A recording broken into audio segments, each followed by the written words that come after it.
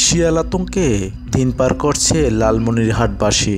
এরই মধ্যে একজনের অন্ডকোষ কামড়ে নিয়ে যাওয়ার ঘটনাও ঘটেছে লালমনিরহাটে।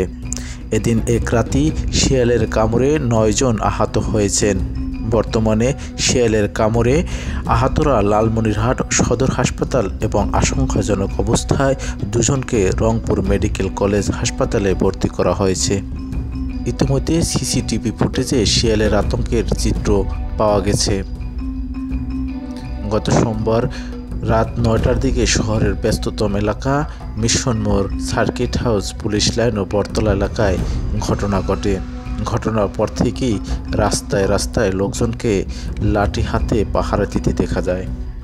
প্রত্যক্ষদর্শীরা জানান, দোকানের সামনে একটি শিয়াল হঠাৎ প্রবেশ করে, যাকে পেয়ে তাকেই কামড় দিচ্ছে।